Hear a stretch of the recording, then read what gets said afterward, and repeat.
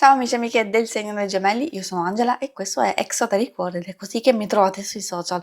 Questo è l'oroscopo lunare motivazionale che vi darà dei suggerimenti e vi aiuterà a trovare la spinta giusta per affrontare il periodo dal 19 gennaio al 1 febbraio, dove troveremo la luna piena in Leone.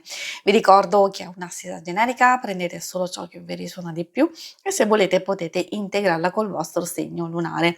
In descrizione trovate le recensioni dei mazzi usati e i link per acquistarli. Vi invito a iscrivervi e abbonarvi al mio canale per sostenere il mio lavoro. Vi ringrazio moltissimo se lo farete o lo avete già fatto. E adesso possiamo partire con la lettura, andiamo a vedere. Accendiamo la nostra luna e prima di vedere gli oracoli cosa vogliono dirvi dal punto di vista astrologico, cosa aspettarci, questa luna piena in Leone ci porterà una bella carica di ottimismo, di creatività, buone idee, desideri che si realizzano, anche problemi che vengono messi un attimino in secondo piano o comunque alcune cose possono migliorare. Buon momento per promuovere progetti, sfruttare le proprie capacità e il proprio fascino, anche ottimo momento per un nuovo inizio, soprattutto nuovo lavoro, relazione o anche fare viaggi e divertirsi. Di contro alcune emozioni saranno molto forti e diciamo che l'eccessiva ambizione, alcune delusioni, bisogno di attenzione, egoismo, difficoltà di comunicazione possono portare a dei conflitti. Io direi di avere equilibrio, ma soprattutto anche di utilizzare la propria energia con parsimonia e delicatezza. Adesso vediamo il vostro primo oracolo. Questo in pratica ci fa una specie di fotografia del vostro momento presente. A che punto vi trovate, che tipo di energie avete proprio intorno al 19 gennaio.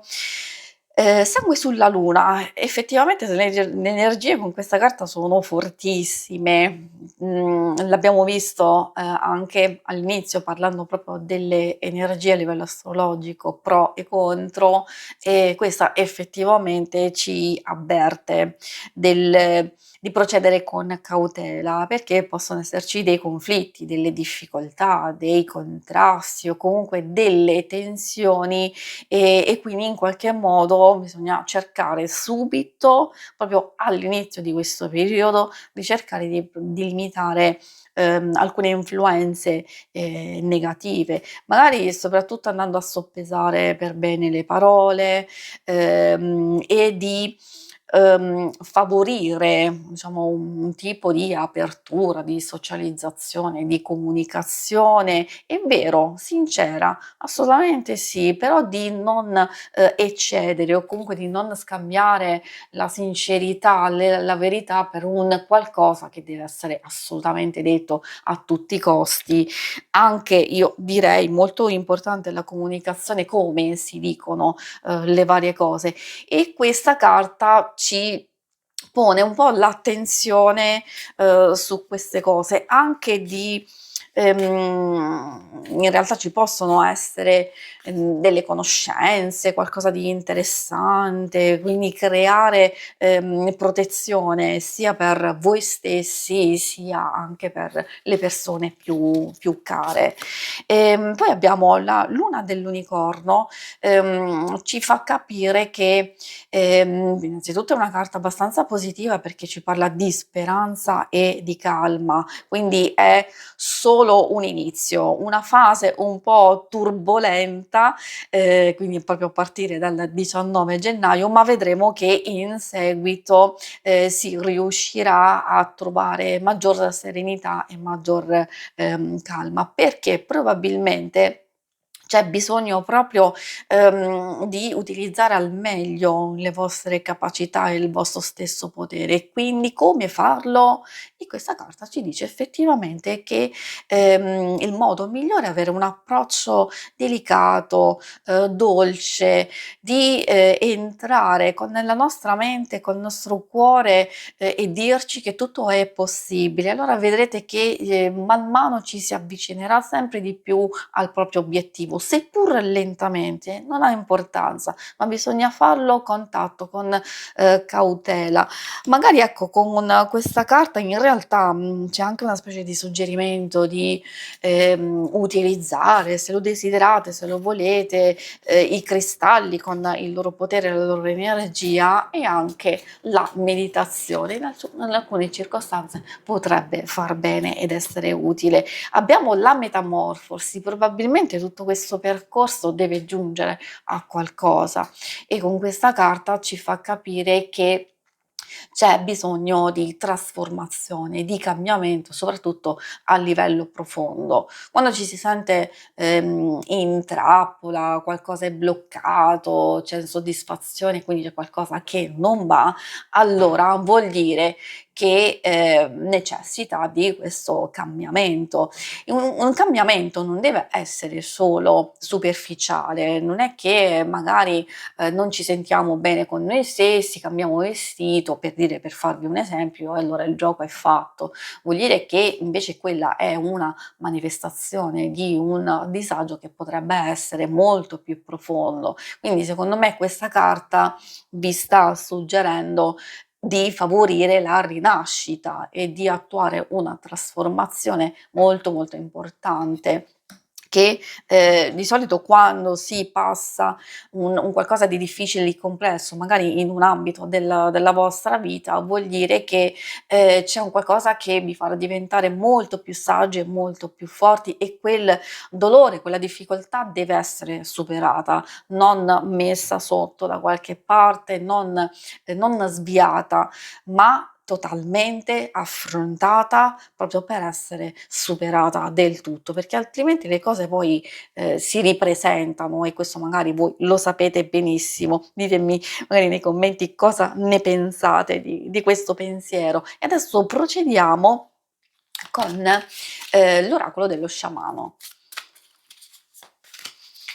Il primo oracolo ci parla dell'arcobaleno, molto bello l'arcobaleno, piace a tutti, credo, effettivamente simbolo di speranza, anche se in questo caso, attenzione, ha a che fare con un messaggio divino. Effettivamente compare a livello metaforico, secondo me, in questa lettura, per darvi una specie di messaggio. Può esserci una prova, e quindi di non abbassare la guardia, di essere perseveranti, di non cedere, di credere nel vostro potere, di attraversare il buio. Effettivamente abbiamo visto che salta fuori proprio vicino a una carta che indica trasformazione ed evoluzione, e quindi occhio alle illusioni, occhio a trascurare qualcosa, a lasciare andare delle cose che possono essere importanti. Quindi c'è bisogno in questo periodo di guardare le cose con sincerità, con attenzione,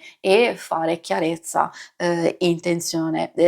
fare chiarezza con se stessi, ed allinearsi alle proprie intenzioni, e quindi poi di conseguenza agire.